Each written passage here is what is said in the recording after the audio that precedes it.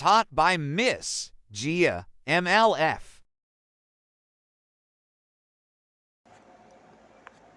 Hi students, good evening to you all and Assalamu alaikum warahmatullahi wabarakatuh. இன்றைய நாள் கிளாஸில் நம்ம பார்க்க இருக்கிறது தேர்ட் டேர்ம் பேப்பர் 2024 நடைபெற்ற 3ஆம் தவணை பரீட்சை தான் நாம் இன்றைய நாள் பார்க்க போகிறோம். இது மொத்தமாக 40 வினாக்களை கொண்டது. அதாவது எம்சிக்கு 40 வினாக்களையும் மற்றது எஸ்ஏ பார்ட் 3, அதாவது இலங்கை கலையில் 3 கேள்வியும், இந்திய கலையில் 2 கேள்வியும், ஐரோப்பா கலையில் 2 கேள்வியும் சொல்லி போட்டு மொத்தமாக வந்திருக்குது. அதில் உங்களுக்கு தெரியும் இலங்கை கலையிலிருந்து 2 வினாக்களும், இந்தியா ஐரோப்பா ஆகிய பகுதிகளிலிருந்து 1 வினாக்கள் வீதம் மொத்தமாக 4 கேள்விகளுக்கு நீங்கள் விடையளிக்கக்கூடியதாக இருக்கும். ரைட், இன்றைய நாள் வகுப்பில் நம்ம பார்க்க போகிறது 2024ஆம் ஆண்டு நடைபெற்ற 3ஆம் தவணை பரீட்சையில் இருக்கிற எம்சிக்யூகள் அனைத்தையும் நம்ம என்ன செய்ய போகிறோம், பார்க்க போகிறோம். இதில் முதலாவதாக நமக்கு தரப்பட்டிருக்கிறது 1 தொடக்கம் 5 வரையான ஒவ்வொரு வினாவுக்கும் மிகச்சரியான விடையினை தெரிவு செய்க என்று தந்திருக்கிறாங்க. இதில் முதலாவது கேள்வியாக நம்ம பார்க்குறது, தபசு பல்லுக வியாபாரிகள் புத்த பெருமானுக்கு தானம் வழங்குவதை சித்தரிக்கும் ஓவியம். அதாவது தபசு பல்லுக என்று சொல்லப்படுற வியாபாரிகளில் கருத்து தெரிவிக்கிறது என்னென்னு சொன்னால், இலங்கை கரையில் காணப்படுற அனுராதபுர காலத்து ஓவியங்கள் காணப்படுற இடங்கள் இருக்குது. அதில் ஒரு இடத்துல தான் தபசு பல்லுக வியாபாரிகள் புத்த பெருமானுக்கு தானம் வழங்குகிற நிகழ்வுகளை சித்தரிக்கிற ஓவியம் வரையப்பட்டிக்கு. ஸோ அதுக்கு என்னென்ன இடம் என்று தந்திருக்கிறாங்க. வெசகிரியாவில் வரையப்பட்டுள்ளது முதலாவது விடை, 2வது ஹிந்தகலையில் வரையப்பட்டுள்ளது, 3வது மிகிந்தலையில் வரையப்பட்டுள்ளது, 4வது மகியங்கனை, 5வது சிகிரியா. சிகிரியா மொத்தமாக இல்லை, அந்த விட வரவே வராது என்று சொல்லலாம். ஏன், சிகிரியாவில் வரையப்பட்ட ஓவியங்களோட கருப்பொருள் ஃபுல்லாக கேர்ள்ஸ் தானே, பெண்களை மாத்திரம் கருப்பொருளாக வரையப்பட்ட ஓவியம் தான் சிகிரியா. அது மதத்தை சார்ந்த ஒரு ஓவியமுமே காணப்படாது. அப்போ சிகிரியாவை நீங்கள் வெட்டலாம். அடுத்தது ஹொனாகல் ஓவியம் மகியங்கனை, அதாவது மகியங்கனை ஓவியம் 4வது விஷயத்தை வெட்டலாம். சரி, மகியங்கனையில் வரையப்பட்டுள்ளது என்றதை நீங்கள் இல்லை என்று சொல்லலாம். ஏன், காரணம் என்ன, மகியங்கனையில் கூட இந்தோடு சம்மந்தப்பட்ட ஓவியங்கள் வரையல. மகியங்கனை தாது கற்பத்து அண்டத்திர ஓவியங்களில் புத்தர் ஞானம் பெற நிகழ்வுகளை தான் குறிப்பிட்டு வரைஞ்சிருப்பாங்க. ரைட், அதே நேரத்துக்கு மிகிந்தலையில் வரையல, வெசகிரியவில் வரையல, இந்த கலையில் தான் வரையப்பட்டிக்கு. ஸோ 2வது விடை தொகுதியை நீங்கள் கொடுக்கலாம். இன்னொன்று நேரத்துக்கு நான் உங்களுக்கு சொல்லணும், இலங்கையிட அனுராதபுர காலத்து ஓவியங்கள் காணப்படுற இடங்களாக சிகிரியா ஓவியம், இந்த கலை, ஹொனாகலை, மகியங்கனை சாய, தாது கற்பத்திர ஓவியங்கள் சொல்லி போட்டு 4 இடங்களில் ஓவியங்கள் காணப்படுது. அந்த வகையில் இந்த கலையில் தான் என்ன செய்யப்படுதுன்னு சொன்னால், தபசு பல்லுக என்று சொல்லப்படுற அந்த கருத்தை வெளிப்படுத்துகிற ஓவியம், பொரியும் தேனும் பூஜிப்பதை காட்டுற ஓவியம் வரையப்பட்டிருக்குது. ரைட், அடுத்தது இரண்டாவது வினாவுக்கு போவோம். 2வது வினா கேட்கப்பட்டிருக்குது, இந்திய சாஞ்சி தோரண வேலைப்பாட்டுடன் தொடர்புடைய அரச குலத்தவர்கள். 1 குப்தர், 2வது மௌரியர்கள், 3வது சாதவாகனர்கள், 4வது பல்லவர்கள், 5வது குஷானர்கள். ஸோ உங்களுக்கு தெரியும், இந்திய கலையில் நம்ம பார்த்தோம்னு சொன்னால் சாஞ்சி தோரணம் என்று சாஞ்சி தோரணம் என்றதே உங்களுக்கு ஒரு லேசான ஒரு விடை, அந்த விடையை கண்டுபிடிக்கக்கூடிய வண்ணம் இருக்கும். சாஞ்சி தோரணம், பாரூத் கல்வேலி இப்படியெல்லாம் ஸ்டார்ட் ஆகிட்டுன்னு சொன்னால் அது யாருடைய காலம், சாதவாகனருடைய காலம். அதே நேரத்துக்கு மௌரியருடைய காலங்கள் எப்படி இருக்கும், சாஞ்சி தூபி கலை அம்சங்களும் தூண்கள் தொடர்பாகவும் இருக்கும். அந்த 3 தூண்களையும் சாஞ்சி தூபி தொடர்பான கலை அம்சங்களையும் சொன்னால் அது மௌரியர் காலம். சாஞ்சி தோரண விடயத்தையும் பாரூத் கல்வேலி தொடர்பாக சொன்னால் அது சாதவாகனர் காலத்துக்குரியதாக இருக்கும். ஸோ அழகா விடை கொடுக்கையிலும் 3வது விடை பொருத்தமானதாக இருக்கும். 3வது கேள்வியை பாருங்கள், மறுமலர்ச்சி கால ஓவியங்களில் உலகில் மிகப்பெரிய பிரஸ்கோ சித்திரம் என கருதப்படுவது. 1 மோனாலிசா, எதேன்ஸ் பாடசாலை, 3வது புல்வெளியில் மதிய போசனம், 4வது இறுதி தேர்ப்பு, 5வது இறுதி இரா போசனம். ஸோ அழகாக ஆன்சர் கொடுக்கையிலும் எங்களுடைய இறுதி தீர்ப்புன்னு சொல்லப்படுற 4வது விடை தான் என்ன செய்யப்படுது, மறுமலர்ச்சி கால ஓவியங்களில், அதாவது மறுமலர்ச்சி கால ஓவியர்கள் வரைந்த ஓவியத்தில் உண்டாகவும் உலகில் பிரெஸ்கோ சீக்கோ சித்திரம்னு சொல்லி போட்டு செல்லப்படுற ஓவியங்கள் உலகில் மிகப்பெரிய ஓவியமாகவும் காணப்படுற ஓவியம். இறுதி தீர்ப்பு ஓவியம். ரைட். 4வது கேள்வியை பாருங்கள். கிரேக்க பாதினன் ஆலயம். கிரேக்க பாதினன் ஆலயம் ஒன்று கிரேக்கத்தில் உள்ள கிறிஸ்தவ தேவாலயம் ஒன்றாகும். 2வது கிரேக்கத்தில் காண கிடைக்கும் அயோனிக் மரபுக்குரிய பீடமாகும். 3வது கிரேக்கத்தின் எதென்ஸ் நகரத்தில் அமைந்துள்ள அயோனிக் தேவாலயம். 4வது டொரிக் தூண்களினால் அலங்கரிக்கப்பட்ட தேவாலயம். 5 மிகப்பெரிய தூண்களின் மீது கட்டப்பட்ட கிரேக்கத்தின் பழமையானதொரு தேவாலயம். ஸோ கிரேக்க பாதினன் ஆலயம் என்னென்னு உங்களுக்கு தெரிஞ்சிருக்கணும். கிரேக்க பாதினன் ஆலயம் தொடர்பாக பார்த்தோம்னு சொன்னால், இந்த ஆலயம் நம்மளுடைய அதீனா தேவதைக்காக கட்டப்பட்டது. இதை பீடியஸ், கலிக்ரட்ஸ், இக்தினஸ் போன்ற கலைஞர்களால் நிர்மாணிக்கப்பட்ட ஒரு தேவாலயம் தான் பாதினன் தேவாலயம். இதில் ஊடக பயன்பாடு எல்லாமே சலவைக்கல்லை கொண்டு ஊடகமாக கொண்டு நிர்மாணிக்கப்பட்ட ஒரு மிகவும் பழமையான ஒரு கிரேக்க நிர்மாணிப்பு தான் இது. ஆனால் இதில் தூண்கள் எல்லாமே என்னத்தை பயன்படுத்தின்னு சொன்னால், மிகப்பெரிய தூண் வகைகளில் உண்டு, பழமையான தூண்களில் உண்டு டொரிக் தூண்கள். ஸோ டொரிக் தூண்களால் அலங்காரம் ஃபுல்லாக செய்யப்பட்ட ஒரு ஆலயம்தான் இந்த பாதினன் தேவாலயம். ஸோ விடை இலக்கம் 4வது கொடுக்கலாம். சரியா? 5வது கேள்வியை பாருங்கள். பாதுகாப்பு, சௌபாக்கியம், செல்வம், செல்வத்தை பாதுகாத்தல் போன்ற எண்ணக்கருக்களை குறியீடாக கொண்ட பழமையான செதுக்கல். 1 சந்திரவட்டக்கல், 2வது காவற்கல், 3வது கைப்பிடி செதுக்கல், 4வது மகர தோரண செதுக்கல், 5வது வாகல்கட்டு செதுக்கல். ஸோ இதுக்கு காவற்கற்கள் செதுக்கல் என்ன செய்யப்படும் வரும். இப்போ நம்ம பார்க்க போகிறது அடுத்த கேள்வி. வினா இலக்கம் 11 தொடக்கம் 15 வரை கேட்கப்பட்டிருக்கிற வினாக்களுக்கு மிகச்சரியான விடையினை கீழ்தரப்பட்ட 1 தொடக்கம் 8 வரையிலான ஒளிப்படங்களை வைத்து நம்ம என்ன செய்யணும், கேள்விகளை அடையாளம் கண்டு விடையை கொடுக்கணும். ரைட். முதலாவது நம்ம அந்த பிக்சர் என்னன்னு சொல்லி நம்ம அடையாளம் காணணும். அந்த வகையில் முதலாவது இருக்கிற பிக்சர் எடுத்து பார்த்தோம்னு சொன்னால், இந்திய கலை படைப்புகளில் சாஞ்சி தூபியில் காணப்படுற ஒரு சிற்பம் தான் அது. புத்தபெருமான் சங்கசபுரத்திற்கு ஏணியால் வரைய தருதல் சொல்லப்படுற சிற்பம். 2வது இருக்கிற பிக்சரை பார்த்தீங்கன்னு சொன்னால் இசுரமுனிய விஹாரையில் இருக்கிற காதலர் சிற்பம். 3வது நாமர் மன்னரின் பெயர் பலகைன்னு சொல்லப்படுறது. 4வது மகாமாய தேவியின் கனவுன்னு சொல்லப்படுற சிற்பம் அமராவதி இந்திய கலை மரபு. 5வது பிக்சரில் பார்த்தீங்கன்னு சொன்னால் சுரண்டல் நுட்ப முறையில் காணப்படுற எங்களுடைய இலங்கை கலை ஓவியம் காணப்படுற ஒரு இடம், அதாவது துறவக்க குகை. சரியா? 8வது இருக்கிறது பார்த்தீங்கன்னு சொன்னால் கனிஷ்க மன்னனுடைய தங்க நாணயம். 6வது பிக்சர் தான் கனிஷ்க மன்னனுடைய தங்க நாணயம். 7வது 2 புலிகளுடன் போராடும் மனிதன் இந்திய கலை. 8வது இருக்கிறது சந்திரவட்டக்கல். சரி, கேட்கப்பட்டிருக்கிற வினாக்கள் தொடர்பாக பார்ப்போம். முதலாவது கேட்குறாங்க புரதான நாகரிக கலைப்படைப்புகள் என்று கேட்குறாங்க. அப்போ உங்களுக்கு தெரியும் 3வதும் 7வதும் வரும். ஏன்னா 3வது பிக்சர் நாமர் மன்னனுடைய பெயர் பலகையும் 2 புலிகளுடன் போராடும் மனிதனும் என்ன செய்யுது, புரதான நாகரிக கலைப்படைப்புகளாக காணப்படுது. அப்போ அதுக்குரிய விடை தொகுதி இலக்கம் 3. அடுத்த கேள்வியை பாருங்கள். புத்த சரிதையுடன் தொடர்பட்ட செதுக்கல். அப்போ புத்தருடைய வாழ்க்கையோ வரலாற்றோ சம்திங் அவருடைய சம்மந்தப்பட்ட செதுக்கல்கள் என்ன காணப்பட்டது, முதலாவது காணப்பட்டது ஏன்னா சாஞ்சி. அதே மாதிரி 4வது மகாமாய தேவியின் கனவுன்னு சொல்லப்படுற அமராவதி கலைமரபினுடைய விடயம். அப்போ இந்த 2 விடையையும் பிரதிபலிக்கிற விடை தொகுதி 5வதுல காணப்படுது. சரி, 5வது விடை தொகுதியில் காணப்படுது. அடுத்தது பாருங்கள். குப்த கலைப்படைப்புகள் தொடர்பான ஆக்கங்கள் இருக்கிறாங்க. நிறைய பேருக்கு இது சில டைமில் குழப்பாமையும் போகும். ரைட். குப்த கலைப்படைப்போட தொடர்புடைய ஆக்கங்கள்னு கேட்டிங்கன்னு சொன்னால் 2வது ஆன்சரை கொடுக்கலாம். காரணம் என்னென்னு சொன்னால் பிள்ளை, இலங்கையிட இசுரமுனிய விஹாரையில் நம்மளுடைய காதலர் சிற்பத்தை தனித்து ஏனைய சிலைகள் அனைத்துமே பல்லவ கலை மரபு, இது மட்டும்தான் குப்த கலை மரபு. அப்போ இதால் அந்த விடயம் தொடர்பாக 2வது விடை வரும். அதே மாதிரி 8வது விடை தொகுதியும் வரக்கூடிய வண்ணம் இருக்குது. சரி, அப்போ 2வதும் 8வதும் இருக்கிற விடை தொகுதியை பார்த்தோம்னு சொன்னால் 2வது விடை தொகுதியாகவே காணப்படுது. ஸோ 2வது ஆன்சர்.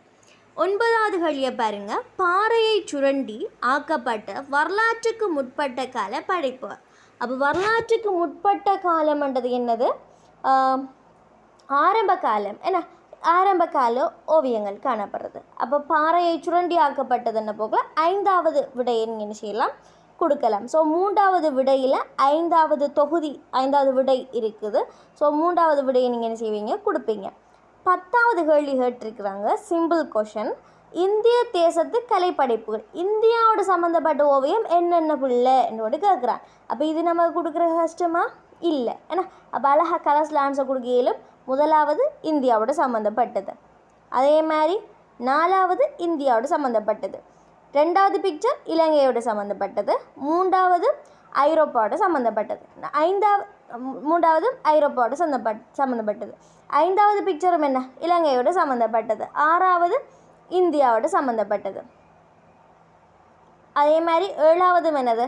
இந்தியாவோட சம்மந்தப்பட்டது. சரியா? ஸோ அப்போ ஆன்சர் என்னென்ன வரும்? 1, 4, 6, 7. அப்போ இந்த விடை தொகுதி இதுக்குள்ளே எங்கே இருக்குது? 3வது விடை இல்லை. சரியா? அப்போ 10வதுக்கு 3வது ஆன்சர் என்ன செய்யுது பிள்ளைகள்? பொருத்தமானதாக காணப்படும். சரியா? ரைட். அடுத்த வினா கேட்குறாங்க பிள்ளைகள். 11 தொடக்கம் 15 வரையான வினாக்களுக்கு மிக பொருத்தமான விடையை ABCD என்று சொல்லப்படுற A தொடக்கம் E வரையிலான முகப்படையாளங்கள்லேருந்து, அந்த ஒளிப்படங்கள்லேருந்து அந்த MCQ கேட்டுக்கிறாங்கன்னா A எழுத்தால் தரப்பட்டது என்னது, B எழுத்தால் தரப்பட்ட விஷயம் என்னது சொல்லுதுன்னு சொல்லி போட்டு கேட்குறாங்க கேள்வி. அப்போ அது எல்லாத்துக்குமே நீங்கள் என்ன செய்யணும்? ஆன்சர் கொடுக்க வேண்டியதாக வரும். ஸோ முதலாவது நம்ம பார்ப்போம். A லெட்டரில் இருக்கிறது என்னது? நம்மளுடைய இலங்கையில் இருக்கிற புத்தர் சிலை. ஏன்னா இலங்கை புலனறுவை கல்விகாரையில் இருக்கிற புத்தர் சிலை. ரைட். இது தொடர்பாக என்ன கேள்வி வந்திருக்குதுன்னு சொல்லிட்டு பார்ப்போம். கேட்டிருக்கிறாங்க. A எழுத்தினால் காட்டப்பட்டுள்ள கல்விகாரையின் சமாதி புத்தர் சிலை ஓகே ஒன்று பல்லவர்களின் செல்வாக்குடன் நிர்மாணிக்கப்பட்டது ஆகும். 2வது மகாயன எண்ணக்கருக்கு அமைய உருவாக்கப்பட்டது ஆகும். நல்லா இருக்குதே. ஏன்னா 3வது பாருங்க, அமராவதி பாணியில் நிர்மாணிக்கப்பட்டதாகும். இல்லை. 4வது மதுரா கலை மரபுக்கு அமைய நிர்மாணிக்கப்பட்டதாகும். இல்லை. 5வது குப்த செல்வாக்குடன் நிர்மாணிக்கப்பட்டதாகும். ஸோ எல்லாத்தையும் விட பொருத்தமானது மகாயன எண்ணக்கருக்கு அமைய உருவாக்கப்பட்டது ஆகும் என்றது என்ன செய்து அந்த விடை தொகுதி மிக மிக பொருத்தமான விடையாக காணப்படுது இல்லை. சரியா? உங்களுக்கு தெரியும் இலங்கையில் காணப்படுற நம்மளுடைய புத்தர் சிலை, ஏன்னா புலனறுவை கால புத்தர் சிலைகள் எல்லாமே கருங்கல்ல நிர்மாணிக்கப்பட்டது. அதை பற்றி நமக்கு ஆரம்பத்தில் விளங்கியிருக்கணுமே. ஏன்னா புலனறுவையில் காணப்படுற புத்தர் சிலைகள் அனைத்துமே கருங்கல்ல நிர்மாணிக்கப்பட்ட புத்தர் சிலைகளாக காணப்படுது. அதே போல் அந்த புத்தர் சிலைகள் அனைத்துமே என்னதுன்னு சொன்னால் கல்விகாரிட்ட புத்தர் சிலைகள் எல்லாமே தேரவாத பௌத்த எண்ணக்கருவை விட மகாயன பௌத்த எண்ணக்கருக்கு அமையத்தான் நிர்மாணிக்கப்பட்ட மகாயன பௌத்த எண்ணக்கருவை தான் எடுத்து காட்டுது. அதோட அங்கே காணப்படுற புத்த சிலைகள் அனைத்துமே பல்லவ கலை மரபுக்கு அமையத்தான் நிர்மாணிக்கப்பட்டதாகவும் காணப்படுது. இங்கே இருக்கிற எல்லா விடை தொகுதிகளையும் பார்க்கையில் மிகச்சரியான விடை தொகுதியாக நம்ம கொடுக்கக்கூடியதாக இருக்கக்கூடியது 2வது மகாயன எண்ணக்கருக்கு அமைய உருவாக்கப்பட்டது என்றது. அடுத்த கேள்வி பார்க்க போகிறோம். 12வது கேள்விக்கு அடுத்து இறங்க போகிறோம். ஸோ B லெட்டரில் இருக்கிற பிக்சரை என்ன காண்டோம்னு சொன்னால் B லெட்டரில் இருக்கிறது யோகாசன தெய்வ உருவம் நம்மளுடைய என்னது இந்திய கலையில் இருக்கிற கேள்வி. ரைட். B லெட்டரில் இருக்கிற கேள்வியை பாருங்கள். 12வது கேள்வி. பியனம் எழுத்தினால் காட்டப்பட்டுள்ள முத்திரையினால் சித்தரிக்கப்படுபவர். 1 கொம்புகளை கொண்ட கிரீடம் அணிந்த கடவுளாவார். 2வது வனத்திற்கும் பிராணிகளுக்கும் அதிபதியான கடவுளாவார். 3வது யோகதாசன் நிலையிலுள்ள யோகி ஆவார். 4வது கொம்புகளை கொண்ட கிரீடம் அணிந்த பசுபதி ஆவார். 5வது திரிசூலம் ஒன்றை கொண்ட கிரீடம் அணிந்த பூசகர். ஸோ அழகாக ஆன்சர் கொடுக்கலும் 4வது ஆன்சர் என்று சொல்லி ஏன்னா கொம்புகளை கொண்ட அந்த பசுபதி முத்திரை என்று சொல்லிட்டு சொல்லலாம். சரியா? பசுபதி முத்திரை என்று சொல்லலாம், யோகாசன தெய்வ உருவம் என்றும் சொல்லலாம். சரியா? ஸோ 4வது ஆன்சர் என்ன செய்த பிள்ளைகள் பொருத்தமானதாக காணப்படுது. அடுத்தது பாருங்க, C லெட்டரில் இருக்கிற பிக்சரை பாருங்க. C லெட்டரில் இருக்கிற பிக்சரை பார்த்தீங்கன்னு சொன்னால் நம்மளுடைய ஹொரிந்தியன் தூண் சரியா? 3 தூண்கள் இருக்குது. அதில் மிகவும் அழகானதும் நல்ல செதுக்கல்கள் நிறைந்த தூணாகவும் காணப்படுறது ஹொரிந்தியன் தூண். அப்போ சிலிண்டரில் இருக்கிறது அது. ரைட், கேள்வி என்ன கேட்டிருக்கிறாங்கன்னு பார்ப்போம். 13வது கேள்வி, சி எனும் எழுத்தினால் காட்டப்பட்டுள்ள தூண் செதுக்கல் மிக அலங்காரமாக செதுக்கப்பட்ட ஹொரிந்தியன் தூணாகும். ஆஹா, எடுத்தோன்னே விட வந்துட்டேன். பரவாயில்ல, 2வது விடையை வாய்ச்சி பார்ப்போம். ஹொருந்த நகரில் பரவலாக காண கிடைக்கும் ஒரு வகை தூண். 3வது, அதீனா தேவாலயத்தில் காண கிடைக்கின்ற தூண் வகையின் தலை. அதீனா தேவதைக்காக நிர்மாணிக்கப்பட்டது என்னது? அதீனா தேவாலயத்தில் இது நிர்மாணிக்கப்பட்டது இல்லை, டொரிக் தூண் தான் நிர்மாணிக்கப்பட்டது. சரியா? ஹொரிந்தியன் இல்லை. 4வது, கிரேக்கத்தில் மிக பழமையான தூணான டொரிக் தூண். டொரிக் தூண் எப்படி காணப்படும் சொன்னா மிகவும் எளிமையாக காணப்படுற தூண் தான் டொரிக் தூண்ன்றது. 5வது, கிரேக்கத்தில் பழமையான தூண்களில் ஒரு வகையான அயோனிக் வகை தூணின் தலைப்பகுதி. சரி, எல்லாமே போலயே நமக்கு தெரியும் தானே. அப்போ அழகாக ஆன்சர் கொடுக்கலாம். முதலாவது ஆன்சர் தான் என்று சொல்லி. சரியா? 13வதுக்கு என்ன ஆன்சர் வரும்? முதலாவது ஆன்சர் மிகவும் பொருத்தமானதாக இருக்கும். ரைட், 14வது பிக்சரை பாருங்க. 14வது பிக்சரை பார்த்தோம்னு சொன்னால் அர்த்த நாரீஸ்வர் அல்லது அர்த்த நாடேஸ்வரர் சொல்லப்படுற சிற்பம். ரைட், இந்த சிற்பம் தொடர்பாக என்ன கேள்வி கேட்டிருக்கிறாங்கன்னு சொன்னால் 14வது கேட்டிருக்கிறாங்க கேள்வி. டி எனும் எழுத்தினால் காட்டப்பட்டுள்ள அர்த்த நாதீஸ்வரர் சிலை ஒன்று இலங்கையோடு சம்மந்தப்பட்டது தானே. ஸோ முதலாவது, பொலனறுவை காலத்தில் கிடைக்கப்பெற்ற உலோக வார்ப்பு சிலையாகும்.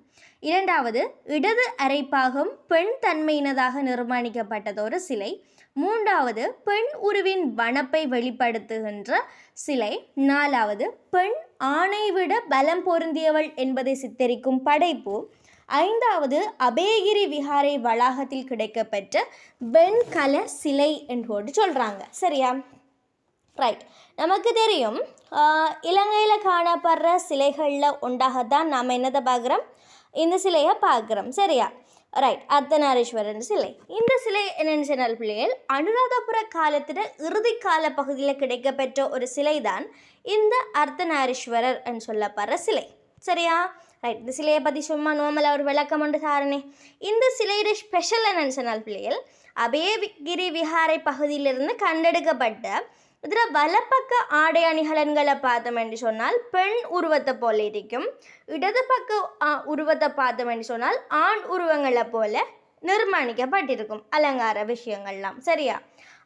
அதே மாதிரி இதில் என்ன விஷயம் சொல்லப்படுதுன்னு சொன்னால், இதில் 4 கை இருக்கிறது சிறப்பம்சமாக காணப்படும். அப்போ இங்கு கேட்டிக்கிறாங்க, பெண் ஆணை விட பலம் பொருந்தியவள், இடது பக்கம் பெண் தன்மையினது என்றெல்லாம் தரப்பட்டிக்குது. இல்லை, இடது பக்கம் முழுவதும் ஆண் உருவம். சரியா? அப்போ அது வராது. அதே நேரத்துக்கு பெண் ஆணை விட பலம் பொருந்தியவள் அப்படி என்று சொல்லி போட்டு ஒரு கருத்துக்களை தோற்றுவிக்கிற ஒரு சிற்பமாக இது இல்லை. சரியா? ஆனால் அதுக்கு விட பொருத்தமானதாக காணப்படுறது என்னது? 5வது விட மிக பொருத்தமானதாக காணப்படும். காரணம் என்ன? அபேகிரி விஹாரை வளாகத்திலிருந்து கிடைக்கப்பெற்ற ஒரு வெண்கல சிலையாக இருக்கிறபடியால். சரியா? ரைட், அடுத்த கேள்வியை பார்த்தீங்கன்னு சொன்னால் 15வது கேள்வி ஈயனும் லெட்டரில் கேட்டிக்கிறாங்க. ஈயன்ற லெட்டரில் பார்த்தீங்கன்னு சொன்னால் பிரஹாம் புத்த சிலை, இந்திய கலையில் இருக்கிற பிரஹாம் புத்த சிலை தரப்பட்டிக்குது.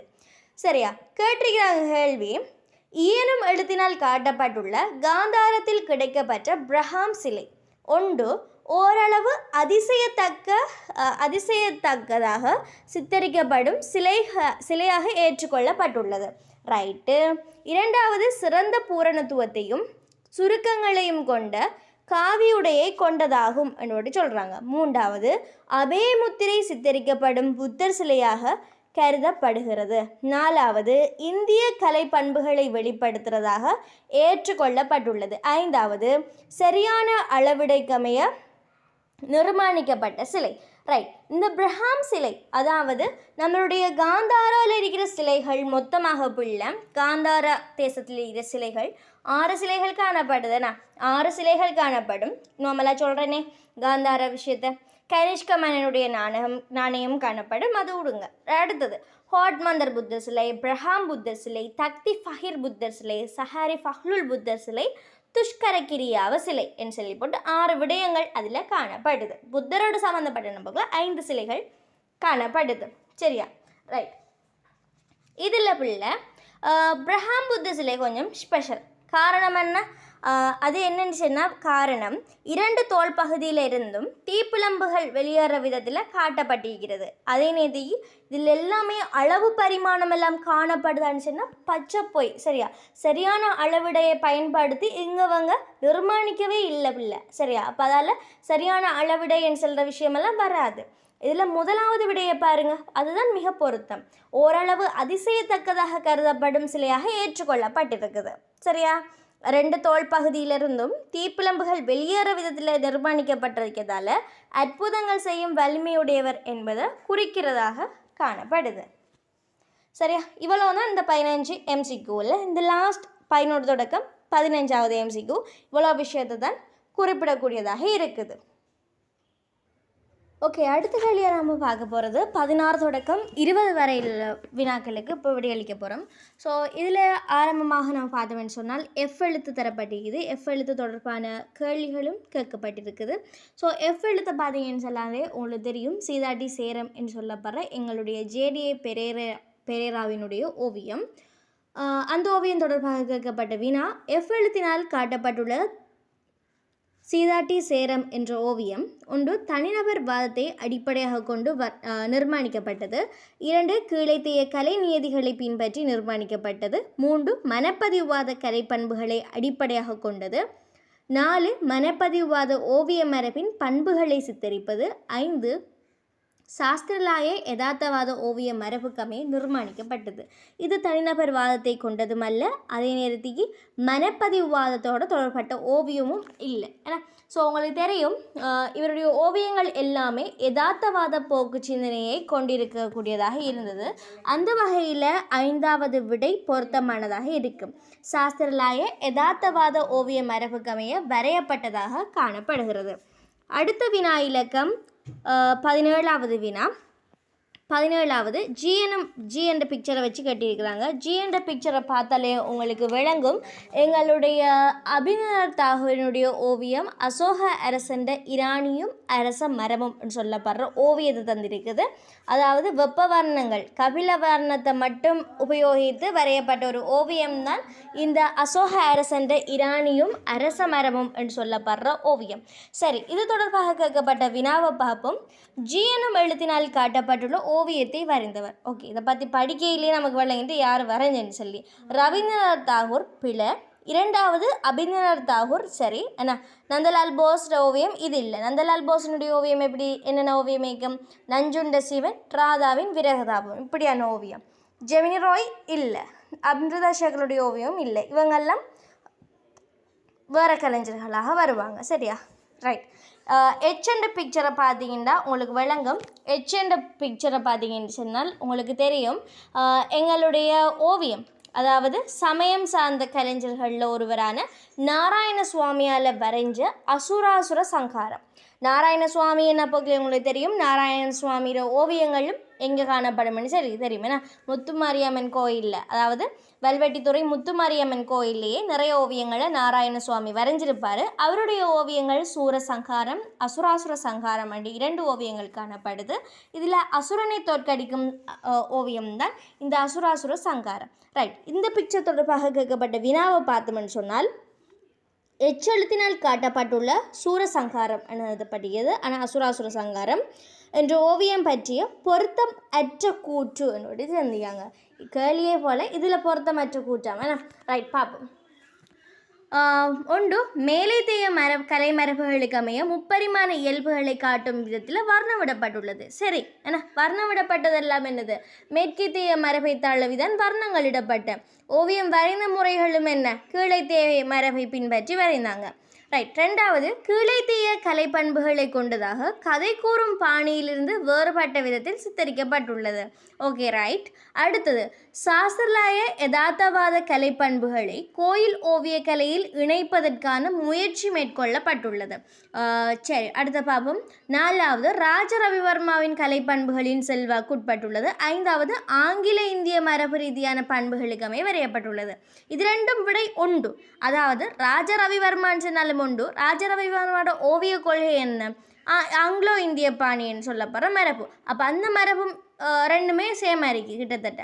ஸோ மூன்றாவது ஆன்சர் தான் இதுக்குரிய விடையாக வரும். தவறான கூற்றாக, பொருத்தமற்ற கூற்றாக காணப்படுறது மூன்றாவது விடை என்ன செய்து வருது. ரைட். அடுத்த கேள்வியை பார்த்தோம்னு சொன்னால் ஐ என்ற எழுத்தில் தரப்படுகிற பிக்சரை நீங்கள் இன்னும் காணணும் என்ன. ரைட். ஐ என்ற பிக்சரை பார்த்தீங்கன்னாலே உங்களுக்கு விளங்கும். மனப்பதிவாத கலைஞர்களில் ஒருவரான எங்களுடைய பெஸ்டல் வர்ணத்தை மட்டும் ஊடகமாக கொண்டு வரையப்பட்ட ஒரு கலைஞர் எங்களுடைய எட்கர் டெகான்னு சொல்லப்படுற கலைஞருடைய தலைவாரும் பெண் என்று சொல்லப்படுற ஓவியம் தான் அது ஐ என்ற பிக்சரில் இருக்கிறது. ரைட். கேள்வியை பார்ப்போம். ஐ எனும் எழுத்தினால் காட்டப்பட்டுள்ள எட்கர் டெகாவின் ஓவியம். ஓகே. ஒன்று உடல் அமைப்புகளும் ஒளிக்கும் இடைத்தொடர்பை அவதானித்து வரையப்பட்டுள்ளது. சரி. அதிகமாக எங்களுடைய மனப்பதிவாத கலைஞர்களுடைய பண்பு என்ன? ஒளிக்கும் சூழலுக்கும் இடையிலான தொடர்புகளை காட்டுறது. அதே மாதிரி தான் இவோம் என்ன செஞ்சா வரைஞ்சா உடல் அமைப்புக்கு அந்த ஒளிக்கு சூரிய ஒளிக்கு எப்படி அந்த உடல் துலக்கங்களை காட்டுது என்ற ஒரு விஷயம்தான் அமைப்பாக இருந்துச்சு. இரண்டாவது, பண்டைய ஒழுங்கமைப்பு முறைகள்லேருந்து விடுபட்டு வரையப்பட்டது. இவங்களே என்னது மனப்பதிவாதம் புதுசாக ஒன்றை உருவாக்கிட்டு வரவங்க. அப்போ இவங்க பண்டைய ஒழுங்கமைப்பு முறைகள்லேருந்து விடுபட்டவங்களா? இல்லை. மூன்றாவது, சமகால சம்பவம் ஒன்றை அடிப்படையாக கொண்டது. அப்படி இல்லை, இது ஒரு சாதாரணமாக நிகழக்கூடிய ஒரு செயல். ஏன்னா இவங்க என்ன செய்கிறாங்க, அவள் ஈடுபடுற செயலை பின்பக்கம் இருந்து வெளிக்காட்டுற மாதிரி தலைவார நிர்வாணமான பெண். இது சமகால சம்பவமாக இல்லை. நாலாவது, வெப்ப குளிர் வர்ணங்களை கொண்டு நிர்மாணிக்கப்பட்டதுன்னு சொல்கிறாங்க. ஐந்தாவது, மனப்பதிவாதத்தில் காணப்பட்ட எல்லைகளை கடந்த விதத்தில் நிர்மாணிக்கப்பட்டுள்ளது. ஸோ அழகாக ஆன்சர் கொடுக்கலும் முதலாவது ஆன்சர் என்ன செய்யுது? பொருத்தமான விடையாக காணப்படுது. ரைட். 20வது கேள்வியை பார்த்தோம்னு சொன்னால் அழகான கேள்வி. ஏன்னா கேள்வி என்னென்னாகல அந்த பிக்சர் அழகான பிக்சர். ஏன் எங்களுடைய பிற்பட்ட மனப்பதிவாத கலைஞர்களில் ஒன்று அதோட ஃபேமஸான ஆர்டிஸ்ட் எங்களுடைய வின்சென்ட் வாங்கோ. ஏன்னா வின்சென்ட் வாங்கோட ஓவியங்கள் என்ன? ஒல்லைக்கிழங்கு உண்பவர், நட்சத்திரங்கள் நிறைந்த இரவு, கதிரை போன்ற ஓவியங்களில் வரைந்தவர் தான் வின்சென்ட் வாங்கோ. ஸோ அவருடைய ஓவியத்தில் ஒன்று தான் இது நட்சத்திரங்கள் நிறைந்த இரவுன்னு சொல்லப்படுற ஓவியம். அதாவது நடன அசைவுகளை கொண்ட ஒரு இரவு வானம் ஒன்று தோற்றப்படுறது தான் இது. இரவு, அதாவது இந்த ஓவியத்தில் பெரும்பகுதி இரவு வானையும் அதோட சம்மந்தப்பட்ட ஒரு சூழல், ஒரு சின்ன ஒரு கிராமத்தையும் காட்டக்கூடிய ஒரு ஓவியம்தான் இந்த ஓவியம், நட்சத்திரங்கள் நிறைந்த ஓவியம்ன்றது. ரைட். இங்கே கேட்கப்படுகிற வினாவை பாபம். 20வது கேள்வி, ஜேனும் எழுத்தினால் காட்டப்பட்டுள்ள ஓவிய நிர்மாணிப்பின் போது வின்சென்ட் வாங்கோ பயன்படுத்தியுள்ள நுட்ப முறை. சரி, அவர் என்ன நுட்ப முறையை பயன்படுத்தியிருக்கிறாரு என்போடு கேட்குறாங்க. பார்ப்போம். ஒன்று சொல்கிற விட ஒன்றுக்கொன்று எதிரான வர்ணங்களை ஓவியத்தின் மீது ஒருங்கிணைப்பு செய்தல். சரிதானே என்ன? ரைட். பார்ப்போம். அடுத்த கேள்வியை பார்ப்போமே. இரண்டாவது, அழுத்தமான குறுகிய தூரிகை தடயங்களின் மூலம் லயத்தையும் அசைவையும் காட்டுதல். இதுவும் சரியா இருக்கு, நம்ம சரியா இருக்கு. ரைட். மூன்றாவது, இரவுவானின் அமைதியான தன்மையை ஒழுங்காக காட்டுதல். அமைதியாக இருக்குது, அசைவுகளை கொண்டிருக்குது. நாலாவது, ஒன்றுக்கொன்று எதிரான வர்ணங்கள் பொருந்தி சேரும் விதத்தில் வானத்தை சித்தரித்தல். ஐந்தாவது, யதார்த்த நிலைமைக்கு பதிலாக உணர்வு பூர்வமானதொரு எண்ணத்தை உருவாக்குதல். ஆனால் இங்கே இருக்கிற ஓவியத்தை பார்த்தவன்னு சொன்னால் நீலம், மஞ்சள், எதிர்வர்ணங்களை அடிப்படையாக கொண்டு தான் இந்த வானத்தை வரைஞ்சிருக்கிறாங்க. அதோட இவருடைய ஓவியங்கள்ட பண்பு என்னன்னு சொல்லி பண்புகள் ரீதியாக பார்க்க போகல அதிகமாக காணக்கூடிய அந்த வேகமான குறுகிய தூரிகை ஓட்டங்களை இந்த ஓவியத்தில் காணக்கூடிய ரீதியில் இருக்கும். அதாவது உண்மை நிலையிலான ஒரு சூழலை பிரதிபலிக்கல இருந்தாலுமே அந்த உணர்ச்சி வெளிப்பாட்டுக்கு ஏற்புடையதாகத்தான் இவர் கேன்வஸ் தளம் மீது நிர்மாணிச்சிருந்தார். ஸோ இவருடைய ஓவியங்களை காட்டுறதுக்காக அந்த அசைவுகள், அந்த ஒவ்வொரு உணர்வுகளையும் காட்டுறதுக்காக என்ன செஞ்சுருந்தார்? அழுத்தமான குறுகிய தூரிகை தடயங்களை பயன்படுத்தி இருந்தாங்க. வேகமானதாகவும் நிர்மாணிக்கப்பட்டிருந்துச்சு. ஸோ இரண்டாவது ஆன்சர் என்ன செய்த பிள்ளைகள்? இந்த கேள்விக்கு பொருத்தமான விடை தொகுதியாக காணப்படுது. ஸோ இரண்டாவது விடை பொருத்தமானதாக இருக்கும். சரியா? ரைட். அடுத்த கேள்விகளுக்கு போவோம். நம்ம அடுத்த கேள்வி கேட்கப்பட்டிருக்கிறது 21 தொடக்கம் 25 வரை வரையான வினாக்களுக்கு மிக பொருத்தமான PQRST சொல்லப்படுற அந்த பிக்சர்ஸ்லேருந்து இப்போ நம்ம முன்ன பார்த்த மாதிரி தான் சரியா. இப்போ முன்ன பார்த்தது எல்லாமே என்னது ஓவியங்களை வச்சு கட்டியிருந்தாங்க. இப்போ தரப்பட்டியது என்னென்னு ஃபுல்லாக கட்டிடக்கலை அம்சங்கள் தொடர்பாக என்ன செய்யப்பட்டிருக்குது. இந்த P தொடக்கம் T வரையிலான கேள்வி அமைஞ்சிருக்குது சரியா. ரைட், அடுத்த கேள்வியாக பார்க்க போகிறது 21வது கேள்வி. 21வது கேள்வியாக தரப்பட்டிருக்குது. P என்னும் எழுத்தினால் காட்டப்பட்டுள்ள பதனாகர, அதாவது அந்த பிக்சர் உங்களுக்கு பதனாகரன்னு சொல்கிறாங்க. ஸோ பதனாகர என்னும் பெயரால் அழைக்கப்படும் இக்கட்டிடம் அது தொழிற்பாடு என்னன்னு கேட்குறாங்க. ஒன்று, பிக்குமாரின் சௌகரியத்தை பேண அமைக்கப்பட்டது. இரண்டாவது, பிக்குமாரின் கருமங்கள் செய்வதற்காக நிர்மாணிக்கப்பட்டது. மூன்றாவது, பிக்குமாரின் சமய சம்பந்தமான செயற்பாடுகளை மேற்கொள்ள அமைக்கப்பட்டது. நாலாவது, பிக்குமார் தியானம் செய்வதற்கு அமைக்கப்பட்டது. ஐந்தாவது, பிக்குமார்களுக்காக நிர்மாணிக்கப்பட்ட தானிய சாலை. இதில் இருந்து உங்களுக்கு விளங்குது பதனாகர என்ற சொல் பொதுவாகவே பிக்குமார் தியானம் செய்வதற்காக அமைக்கப்பட்டது. ஆசனாகர, பதனாகர, உபோசதகார, நிறைய விஷயம் ஐந்தாகரெல்லாம் அமைக்கப்பட்டுச்சு.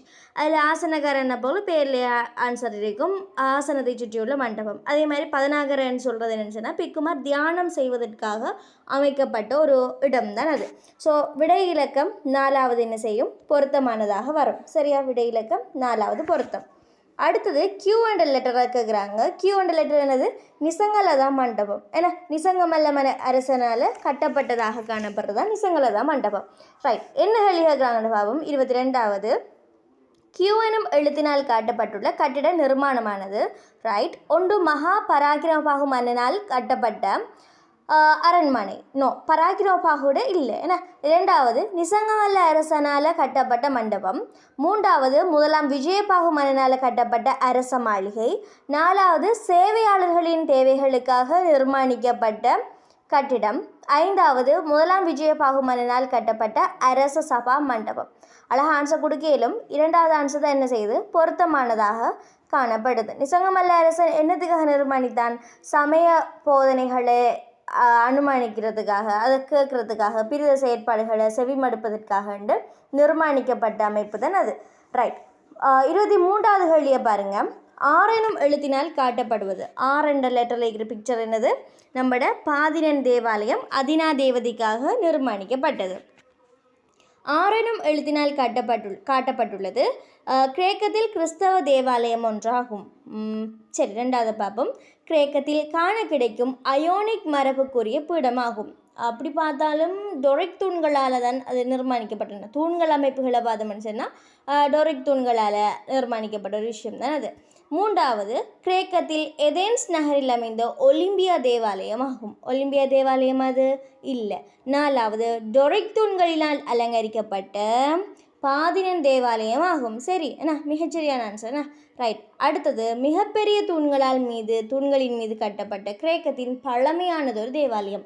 நாலாவது ஆன்சர் ஏன் நம்பிக்கையாக கொடுக்க வேண்டாம், டொரிக் தூண்களால் அமைக்கப்பட்டது, அதோட இதில் பேர் பாதிரன் தேவாலயம். அப்போ அதையும் சொல்கிறதால நம்ம அழகாக ஆன்சர் கொடுக்குறோம் சரியா.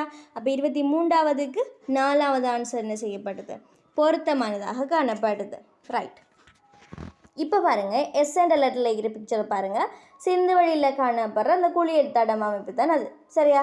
ரைட், அதில் என்ன கேள்வி கேட்குறாங்கன்னு பார்ப்போம். 24வது கேள்வி, எஸ் எனும் எழுத்தினால் காட்டப்பட்டுள்ள சிந்துவெளி நாகரிகத்தில் கிடைக்கப்பெற்ற குளிக்கும் தடாகம்.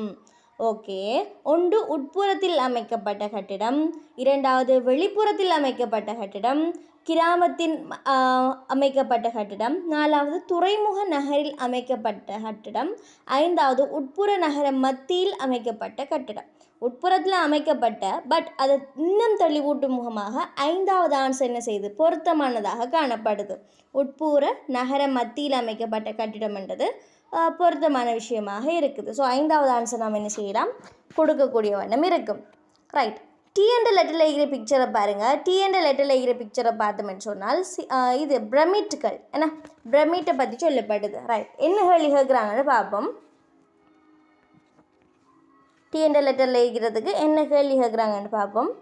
பாருங்கள், டி எனும் எழுத்தினால் காட்டப்பட்டுள்ள கட்டிட நிர்மாண தொகுதியானது ஒன்று எகிப்திய மக்களின் சமய சம்பந்தமான கட்டிடம் ஆகும்.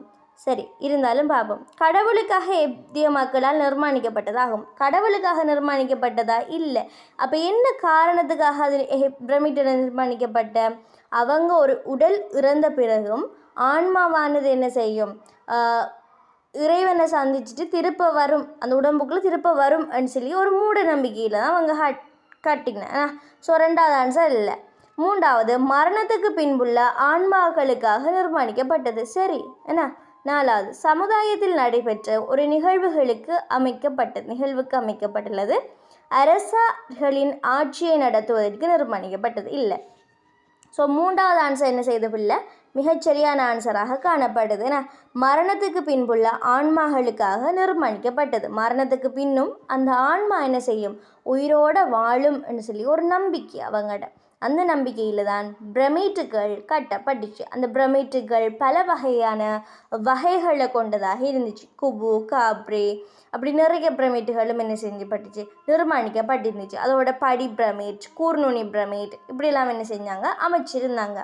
ரைட். இப்போ நம்ம பார்க்க போகிற கேள்வி என்னென்னு சொன்னால் 26 தொடக்கம் 30 வரையான வினா.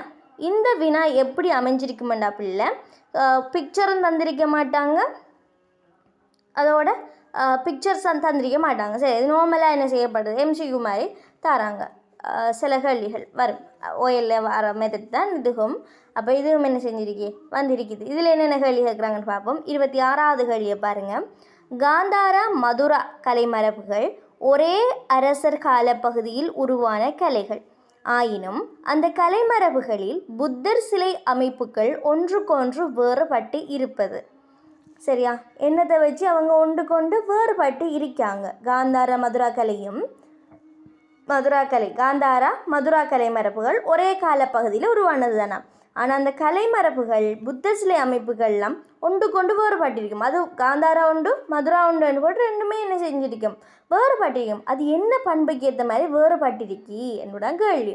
ஒன்று இந்தும் தேராவாத பௌத்த இலட்சணமாக இருப்பதால், ஒன்று இந்து சமயம், இன்னொன்று தேராவாத பௌத்த இலட்சணமாக இருக்கிறதாலேன்றாங்க. அப்படி இல்லை, ரெண்டுமே என்னது? பௌத்த சம்பந்தமானது தான். 2வது மேலைத்தேய உள்நாட்டு கலைமரபுகள் கொண்டிருப்பதால். சரி ஏன்னா. 3வது உள்நாட்டு மகாயன கலைமரபும் கொண்டிருப்பதால். 4வது உள்நாட்டு மகாயன கலைமரபும் கொண்டிருப்பதாலையா. அடுத்தது கிரேக்கமும் கலப்பு கலைமரபை பயன்படுத்தியமா. இல்லை அவங்கள்ட்ட கிரேக்க பண்புகள் தாக்கம் செலுத்திச்சு தான். சரி, 2 பேர்ட்டையும். 5வது கிரேக்க உரோம கலை தழுவல்கள் கொண்டிருப்பதால். ஸோ இதுலேருந்து விளங்குது மிக பொருத்தமான விடை 2வது விடை. மேலைத்தேய மற்றும் உள்நாட்டு கலைமரபுகள் என்ன செஞ்சுருந்தாங்க? கொண்டிருந்தாங்க. அப்போ அதால் தான் அவங்க என்ன செஞ்சாங்க? வேறுபட்டு காணப்பட்டாங்க. ஸோ 2வது ஆன்சர் பொருத்தமானதாக இருக்கும். அடுத்தது 27வது கேள்வி. இலங்கையின் மிகவும் பிரசித்தி பெற்ற ஆசனகர குருநாகல் நெல்லகம ஆசனகர பண்டுவஸ்னுவர ஆசனகர. அடுத்தது மட்டக்களப்பு மாவட்ட புலுகுணாவ ஆசனகர, அனுராதபுரம் மாவட்ட கெபிதிகில்லாவ ஆசனகர. 3வது பொலனார்வை புலுகுணாவ ஆசனகர, தம்புள்ள நில்லகம ஆசனகர. அடுத்தது 4வது கண்டி மாவட்ட சக்மன் மலுவ ஆசனகர, மட்டக்களப்பு மாவட்ட புலுகுணாவ ஆசனகர. 5வது குருநாகல் நெல்லகம ஆசனகர, மட்டக்களப்பு மாவட்ட புலுகுணாவ ஆசனகர. ஸோ இதில் எது சரியான ஆன்சர்ன்னு சொன்னால் 2வது. உங்களோட கைடுகளை பார்த்தாலும் அதுக்குரிய ஆன்சர் உங்களுக்கு கிடைக்கக்கூடிய வண்ணம் இருக்கும். ஸோ 2வது ஆன்சர் மிகவும் பொருத்தமானதாக இருக்குது 27வதுக்கு. அடுத்த கேள்வி இப்போ நம்ம பார்க்க போகிறோம். 28வது வினா. 28வது வினா பார்க்க போகிறோம். 28வது வினாவை பார்த்தீங்கன்னு சொன்னால், உற்பத்தி பொருளொன்றை அறிமுகப்படுத்துவதற்காக தயாரிக்கப்படும் சுவரொட்டி ஒன்றில் மிக முக்கியமாக அமைவது. ஒரு சுவரொட்டி ஒன்றிலே எது முக்கியம் என்னோடு கேட்குறாங்க. ஒன்று வடிவங்களையும் வர்ணங்களையும் குறியீட்டு ரீதியாக பயன்படுத்துகிறதாலையா என்னோடு சொல்கிறாங்க. 2வது தொனிப்பொருளும் பொருத்தமான சுருக்கமான வாசகம் ஒன்றை பயன்படுத்துறதால. இன்னும் ஹரிப்பொருளுக்கு ஏற்ற மாதிரி அந்த சொல் பயன்பாடு இருந்தால் தான் அது என்ன செய்யும்? உற்பத்தி பொருள் ஒன்றுக்கு சரியாரிக்கும் என்றோடு சொல்கிறாங்க. மூன்றாவது, நோக்கங்களை எளிமையாகவும் சிக்கலின்றியும் அர்த்தமுள்ள விதத்திலும் விரைவாக வெளிப்படுத்துதல். மூன்றாவது விஷயம் சொல்லப்படுது. நம்ம அந்த சுவரொட்டி ஒன்றை பார்க்கமெண்டா ஃபஸ்ட்டு நமக்கு விளங்கக்கூடியது என்னது? அந்த பிக்சர்ஸ்கள் விரைவாக நமக்கு விளங்கணும், எளிமையாக இருக்கணும், சிக்கலின்றி லேசாக விளங்கி கொள்ளக்கூடிய மாதிரி இருக்கணும் என்னோட மூன்றாவது சொல்லப்படுது. நாலாவது, குறியீட்டு ரீதியான உருவங்களை தளத்துக்கும் வெளிக்கும் பொருந்தும் விதத்தில் திட்டமிடுதல். குறியீட்டு ரீதியில் பயன்படுத்துறதுக்கு அப்போ நம்ம மற்றவர்களுக்கு விளங்காது, என்ன செய்கிறார்களுக்கு விளங்கும், மற்றவர்களுக்கு விளங்காது, அதான் சிக்கல் குறியீட்டில். சிறந்த நிறைவை கொண்டதாக வர்ணமாக நிர்மாணித்தல். பிளாக் அண்ட் ஒயிட்டில் இருந்தாலும் விளங்கும், ஆனால் அது எப்படி விளங்கும்னு சொன்னால் நோக்கங்களை எளிமையாகவும் சிக்கலின்றி அர்த்தமுள்ள விதத்திலையும் விரைவாக வெளிப்படுத்தினதான் அது பிளாக் அண்ட் ஒயிட்ல இருந்தாலும் விளங்கும். ஸோ ஏனைய ஆன்சர்கள் எல்லாமே போல் மூன்றாவது ஆன்சரை தவிர. ஸோ மூன்றாவது ஆன்சர் என்ன செய்யுது? இதுக்கு மிகவும் பொருத்தமான ஆன்சராக இருக்குது. சரியா? ரைட். அடுத்தது 29வது வினா. ஓவியம் ஒன்றுக்கு வர்ணம் தீட்டும் போது ஓவியர் ஒருவர் அழுத்தம் கொடுப்பது. என்னத்துக்கு ஓவியர் அழுத்தம் கொடுப்பார் அந்த வர்ணம் வரைய போக்கில்? ஒன்று, மனங்கவர் தன்மைக்கு. இரண்டாவது, தொனிப்பொருளை வெளிப்படுத்தி காட்டுவதற்கு. கலைநுட்ப பயன்பாட்டிற்கு. நாலாவது, தனக்கே உரிய பாணிக்கு. ஐந்தாவது, பொருளை யதார்த்தபூர்வமாக காட்டுறதுக்கு. இரண்டாவது ஆன்சர் தான் மிகவும் பொருத்தம்.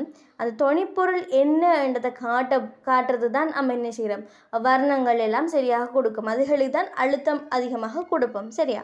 ஸோ இரண்டாவது ஆன்சர் பொருத்தமானதாக காணப்படுது. 30வது வினா. தற்காலத்தில் கற்புலக்கலை என்பதால் கருதப்படுவது. தற்காலத்தில் கற்புலக்கலை, பொதுவாக கற்புலக்கலை என்றது என்னது? கண்ணையும் பார்வையும் அடிப்படையாக கொண்டு உருவான ஒரு கலை தான் கற்புலக்கலை என்றது. இன்று நிறைய துறைகளில் வியாபித்து இருக்கிற ஒரு கலையாக இந்த கற்புலக்கலை என்றதை நம்ம இப்போ காணலாம். ரைட்.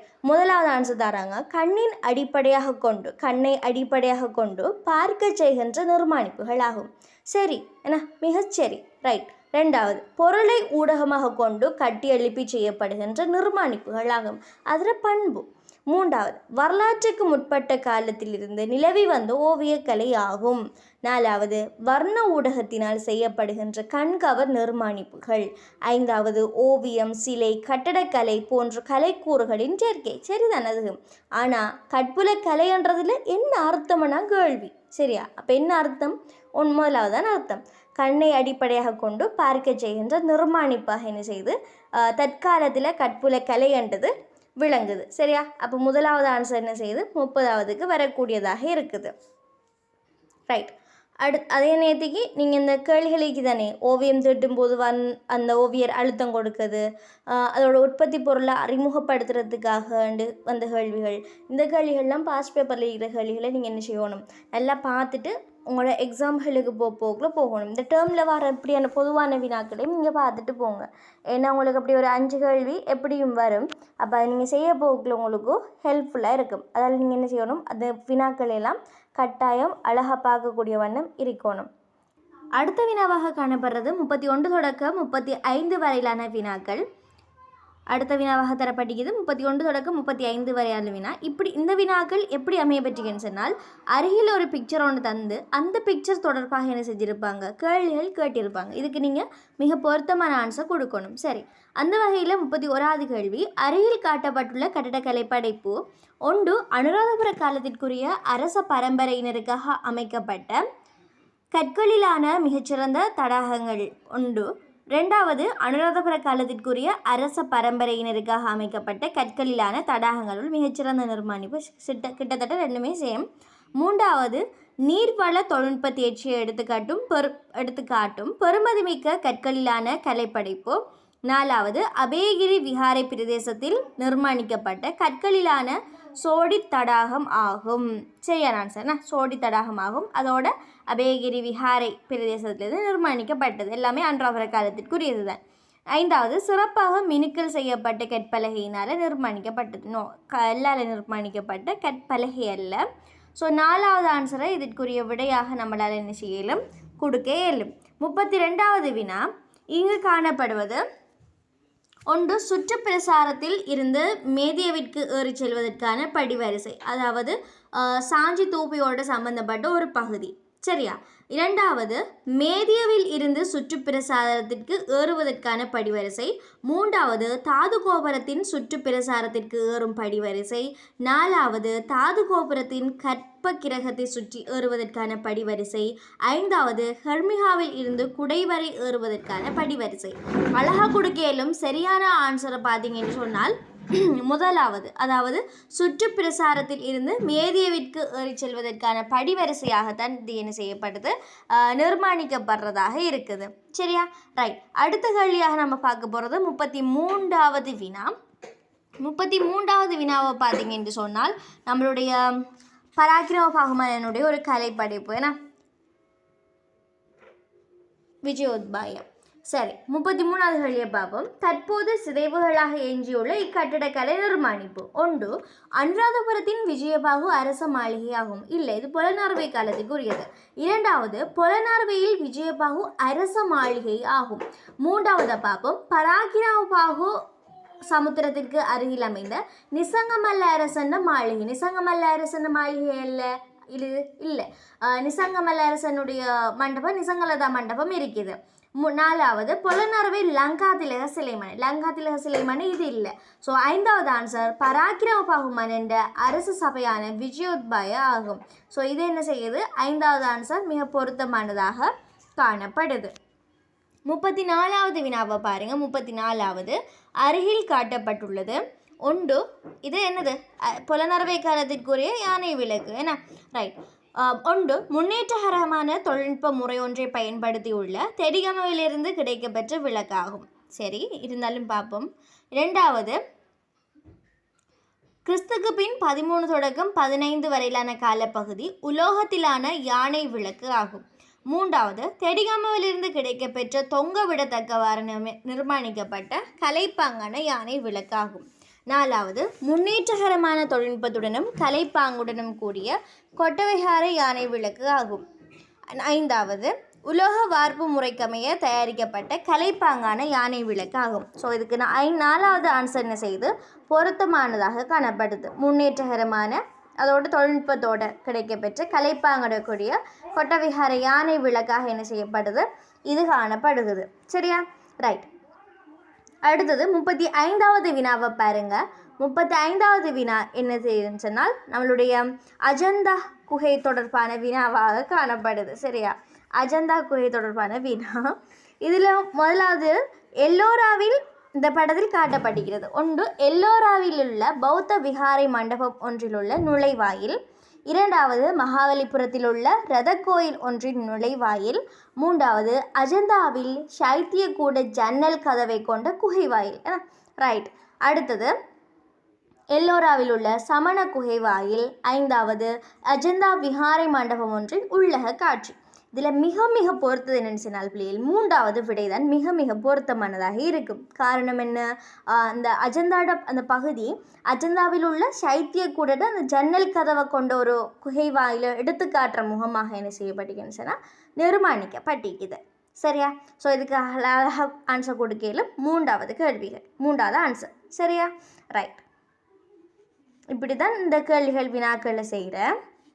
இப்போ 36 தொடக்கம் 40 வரையிலான கீழே காணப்படுற சித்திரத்தை பயன்படுத்தி சரியான விடை தொகுதியை தெரிவு செய்யணும். ஸோ ஒரு 36 தொடக்கம் 40 வரையான பொதுவாக இறுதி வினாத்தாள் பரீட்சை கூட இப்படி தான் வரும். சரியா? ஒரு பிக்சர் ஒன்று தந்துட்டு ஒரு ஓவியம் தான் அதிகமாக அதுக்கு வரும். ஸோ ஒரு ஓவியம் ஒன்று தந்துட்டு அது சம்மந்தமாக என்ன செய்வாங்க, ஒரு 5 கேள்வி கேட்பாங்க. இது நம்மளுடைய ஓஎல் பரீட்சையில் கூட நம்ம காணலாம். என்னென்ன விஷயம், அதாவது இப்படியான கேள்விகளுக்கு நீங்கள் எப்படி ப்ரிப்பேர் ஆகணும்னு சொன்னால், ஒரு ஓவியத்தை எடுத்திங்கன்னா நான் உங்களுக்கு ஏற்கனவே சொல்லி தந்துட்டுருக்கிறேன். 5 கேள்விகள் நீங்கள் பார்த்து கேட்கணும். 5 கேள்வி இல்லை, அதுக்கு அதிகமான கேள்விகளும் கேட்கலாம். சரியா?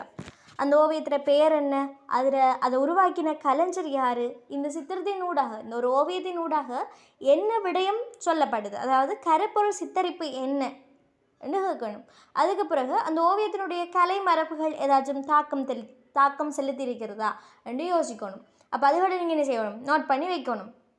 அதே போல் ஏதோ ஒரு ஓவியம் தரப்பட்டு அந்த ஓவியம் காணப்படுற இடம் உங்களுக்கு தெரிந்திருந்தால் அதையும் நீங்கள் என்ன செய்யணும், நோட் பண்ணி வைக்கணும். அதே நேரத்துக்கு கண்டெடுக்கப்பட்ட இடம், அதாவது காணப்படுற இடம் வேறு, கண்டெடுக்கப்பட்ட இடம் வேறு, அதுகள் சம்மந்தமாக நீங்கள் தெரிஞ்சிருக்கணும். அதே போல் நுட்ப முறைகள் பயன்படுத்தப்பட்டிருக்குதா, அதில் ஒழுங்கமைப்பு எப்படி அமைஞ்சிருக்குது, இப்படியான விடயங்கள்லாம் நீங்கள் என்ன செய்யணும், தெரிஞ்சிருக்கக்கூடிய வண்ணம் இருக்கணும். ரைட். இந்த ஓவியம் என்ன சொல்லுது, இந்த ஓவியத்தினுடைய விடயம் என்னன்னு நம்ம நார்மலாக பார்த்தோம்னு சொன்னால், இந்த ஓவியத்தில் பேர் என்ன, நீல அறைன்னு சொல்லப்படுற ஓவியம். அதாவது எங்களுடைய மனப்பதிவாத கலைஞர்களில் ஒருவரான மேரி கசட்டினுடைய ஓவியங்களில் ஒன்று இந்த நீல அறை என்று சொல்லப்படுற ஒரு ஓவியம். ஸோ மனப்பதிவாத கலையோடு சம்மந்தப்பட்ட ஒரு ஓவியம் ஏன்னா. ரைட். இந்த நீல அறைன்னு சொல்கிறதுல என்ன விஷயம் இருக்குதுன்னு சொன்னால், இது ஒரு சர்ச்சைக்குள்ளான ஒரு ஓவியம். காரணம் என்ன, ஒரு மேரி கசட்டால் வரையப்பட்ட ஒரு சர்ச்சைக்குள்ளான ஒரு முன்னோடியான ஓவியம் தான் இது. இதில் இந்த ஓவியத்தில் ஒரு நீல கதிரை ஒன்றில் ஒரு பெண் பிள்ளை என்ன செஞ்சுருக்கிறா, அமர்ந்திருக்கிறா. தளப்பிரயோகம் தொடர்பாக பார்த்தோம் என்று சொன்னால், முக்கியமான சரிதையாக இருக்கிற அந்த பிள்ளையிடம் இருந்து, அதாவது கருப்பொருளாக இருக்கிற என்னது அந்த பிள்ளைகிட்ட இருந்து அந்த கவனம் பறிக்கப்பட்ட நிலையில் காணப்படுற ஒரு ஓவியமாகத்தான் இந்த ஓவியம் காணப்படுது. சரி, இந்த ஓவியம் தொடர்பாக என்னென்ன வினாக்கள் வந்திருக்குது, எப்படி விடையளிக்கிறன்னு சொல்லி பார்ப்போம். ஸோ இந்த முதலாவது கேள்வி 36வது கேள்வியாக தரப்பட்டிருக்குது. இந்த சித்திரம் ஒன்று தைட்டி தீவு மக்களின், அதாவது தஹிட்டியை தான் சொல்கிறாங்க போல். ரைட். தைட்டி தீவு மக்களின் வாழ்க்கையை சார்ந்த கொஹானின் ஓவியமாகும். கொஹான் என்ன, பிற்பட்ட மனப்பதிவாத ஓவிய கலைஞர். அப்போ அவர் ஓவியங்கள் இல்லை என்ன. ரைட். ரெண்டாவது அமெரிக்க நாட்டு ஓவிய கலைஞரான மேரி கசட்டின் ஓவியமாகும். சரி, அடுத்த கலைஞர் பார்ப்போம், விடைய பார்ப்போம். ஒல்லாந்து நாட்டு கலைஞரான வின்சென்ட் வாங்கோ பிற்பட்ட மனப்பதிவு. உங்களுக்கு தெரியும், மனப்பதிவாத கலைஞர்களில் ஒருவருடைய ஓவியம் உண்டு ஏன்னா. ரைட். நாலாவது எட்கார் டெகாவின் என்பவரின் சித்திரமாகும். எட்கார் டெகாவினுடைய ஓவியங்கள் எப்படி, நடன வகுப்பு, அதே நேரத்துக்கு தலைவாரம் பெண், குளியல் தொட்டி, இப்படியான ஓவியங்களில் தான் எட்கார் டெகா வரைஞ்சா. ஐந்தாவது மனப்பதிவாத முன்னோடி கலைஞரான கிளாட் மோனேயின் சித்திரமாகும். கிளாட் மோனேனுடைய ஓவியங்கள் எப்படி காணப்படும் சொன்னால், ஒரு ரியலான ஒரு ஓவியத்தை வரைகிறாரு, ஒளிக்கும் சூழலுக்கும் இடையிலான தொடர்பை தான் காட்டி வரைகிறாரு. ஆனால் அசையக்கூடிய பொருட்களை தவிர்த்து அசையாத நிலைத்திருக்கும் பொருட்களை வரைகிறதுல தான் முன்னோடி கலைஞர் கிளாட் மோனே. அப்போ மனித உருவங்களில் அவர் அதிகமாக வரையலை, மாறாக இயற்கை சூழல்கள் ஓவியங்கள் அதுகளில் தான் அதிக கவனங்கள் ஏற்படுத்தி வரைஞ்சார். சரியா, அதாவது அசையாத விடயங்களில் தான் அதிகமாக வரைஞ்சிருந்தார். ஸோ இதுக்கு அழகாக ஆன்சர் கொடுக்கலும் விடை பொருத்தமான விடையாக என்ன செய்யப்படுது, ரெண்டாவது ஏன்னா மேரி கசட்டினுடைய ஓவியமாகத்தான் இந்த ஓவியம் நீல அறைன்னு சொல்லப்படுற ஓவியம் காணப்படுது. ரைட். அடுத்த 37வது வினாவை பாருங்கள். இந்த சித்திரத்தின் மூலம் கருதப்படுவது ஒன்று அபிநயம் புரியும் பெண் பிள்ளையின் வெளிப்பாடாகும். இல்லை ஏன்னா. ரெண்டாவது நீலக்கதிரையும் பெண் பிள்ளையும் இணைந்த வெளிப்பாடும் சரியாக இருக்குதே. ரைட். மூன்றாவது நாயும் பிள்ளையும் கதிரையில், நாயே இல்லை, அதுக்குள்ளே இங்கே நாயும் பிள்ளையும் என்ன, மூணாவது பிள்ளை. நாலாவது பெண் பிள்ளையின் அன்றாட செயற்பாடுகளில் ஒன்றாக சித்தரிக்கின்றது. தலைவாரம் அப்படி என்று சொல்லி இல்லாமல் வந்திருந்துச்சுன்னு சொன்னால் சரியாக இருந்திருக்கும். இது அந்த பிள்ளை திடீரென்று ஒரு கதிரையிலேருந்து அது கவனம் பறிக்கப்பட்ட நிலையில் என்ன செய்கிறா, காணப்படுறா. ஐந்தாவது விலங்கிற்கும் குழந்தைக்கும் இடையிலான அந்யோன்யத்தை காட்டுகிறது. சொல்லப்போனால் மூன்றாவது விடையோடு இது ஒத்து போகுது. ஆனால் மூன்றாவது விடையை பிழை என்றோம். அப்போ எப்படி ஐந்தாவது விடை சரியாக வரும் ஏன்னா. ஸோ அழகாக கொடுக்கலும் ஆன்சர் இரண்டாவது விடை பொருத்தமானதாக இருக்குது. ரைட். 38வது வினாவை பாருங்கள். 38வது கேள்வியை பாருங்கள். இந்த சித்திரத்தின் வர்ண பயன்பாட்டின் விசேட நுட்ப முறை பண்பானது ஒன்று மூலவர்ண கலப்பினூடாக முப்பரிமாண இயல்பை கையாண்டிருத்தல். இரண்டாவது வர்ண பேதங்களை பயன்படுத்தி இயற்கையான பண்பை வெளிப்பாட்டுவதற்கு முயற்சித்தல். மூன்றாவது ஒளிநிழல் பயன்பாட்டினை கொண்டு பொருட்களின் முப்பரிமாண இயல்பை அதாவது ஒளிநிழல் பயன்பாட்டினை கொண்டு பொருட்களின் முப்பரிமாண இயல்பை வெளிக்காட்ட முயற்சித்திருத்தல். நாலாவது ஒன்றுக்கொன்று வேறுபட்ட வர்ண தொகுதியை ஒன்றுக்கொன்று பொருந்தியிருக்கின்ற தன்மையில் பிரயோகித்தல். ஐந்தாவது வர்ணத்தடங்களை வெளிப்படுத்துவதன் பொருட்டு தடித்த தூரிகை வீச்சினை பயன்படுத்தி இருத்தல். ஆனால் உண்மைக்கும் என்னென்று சொன்னால் பிள்ளை கவனம் பறிக்கப்பட்ட நிலையில் இந்த பிள்ளை காணப்படுறா, அதோட விளிம்புகள் வெட்டி செல்கிற மாதிரி இந்த ஓவியம் வரையப்பட்டிருக்குது. இந்த ஓவியத்தில் பின்னணியில் தான் அதிகமான கவனமும் காணப்படுது. சரியா? அதோட ஒன்றுக்கொன்று வேறுபட்ட வர்ண தொகுதிகளை ஒன்றோடு ஒன்று பொருந்தி இருக்கிற தன்மையில் தான் இந்த ஓவியமும் வரையப்பட்டது. அதாவது 4வது விடை இதுக்கு என்ன செய்யுது? பொருத்தமானதாக காணப்படுது. சரியா? இந்த ஓவியத்தில் ஒழுங்கமைப்பு விஷயங்கள், நுட்பமுறை பண்புகள் அதுகளை பார்த்தோம்னு சொன்னால் ஒன்றுக்கொன்று வேறுபட்டு தொகுதியில் தான் என்ன செய்யப்பட்டிக்குது? வரையப்பட்டிக்குது. ஸோ 4வது ஆன்சர் என்ன செய்யுது? பொருத்தமானதாக இருக்குது. ஒன்றுக்கொன்று வேறுபட்ட வர்ண தொகுதியை ஒன்றோடு ஒன்று பொருந்திருக்கிற தன்மையில் வரைஞ்சிருக்கிறாங்க. சரியா?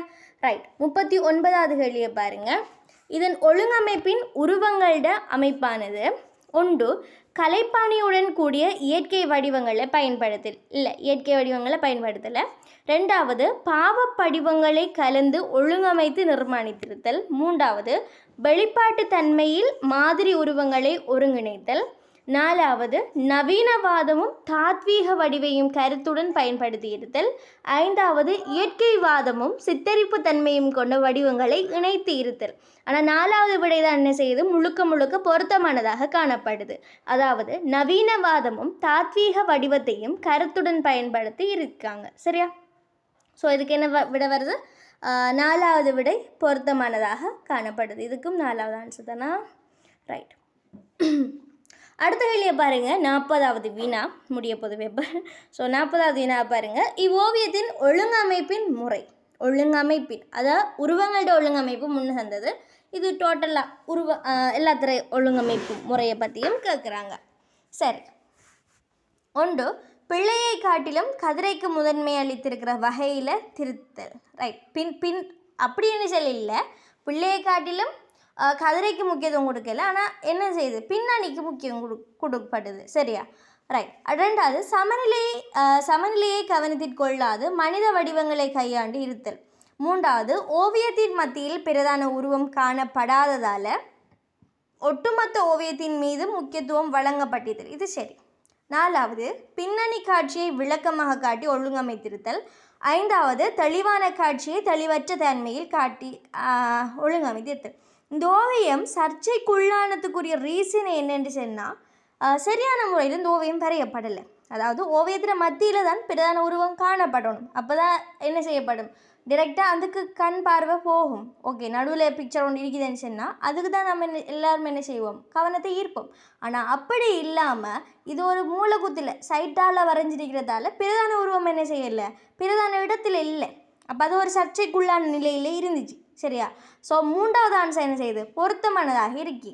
காரணம், ஓவியத்தின் மத்தியில் பிரதான உருவம் காணப்படாததால் ஒட்டுமொத்த ஓவியத்தின் மீதும் என்ன செஞ்சுருந்தாங்க? முக்கியத்துவம் வழங்கி இருந்தாங்க. சரியா? ரைட். இப்படியான வினாக்களை கொண்டு தான் பிள்ளைகள் எங்களுடைய 40 வினாக்களும் எங்களுடைய தொண்டமானார் FWC பேப்பர் இப்படியான வினாக்களை கொண்டு அமைஞ்சிருக்குது. இதையும் தாண்டி பகுதி 2 வினாக்களையும் நீங்கள் என்ன செய்யலாம்? பார்வையிடக்கூடிய வண்ணம் இருக்கும். பகுதி 2 வினாக்களும் இலகுவானவை தான். அதாவது முதலாவதுக்கு லேசாக ஆன்சர் கொடுக்க 2 மார்க்ஸ் பிள்ளைகள், 5 மார்க்ஸ், அதே மாதிரி 8 மார்க்ஸ்ன்னு சொல்லி போட்டு வரும். ஸோ அதுகளையும் நீங்கள் என்ன செய்யலாம்? எழுதி பார்க்கலாம். உங்களுடைய ட்ரைகளையும் நீங்கள் என்ன செய்யலாம்? செஞ்சு பார்க்கலாம். MCQகள் இப்படியான வினாக்களை கொண்டு தான் அமைஞ்சிருக்குது. Have a nice day to you all and bye. இன்னொரு வகுப்பில் சந்திப்போம்.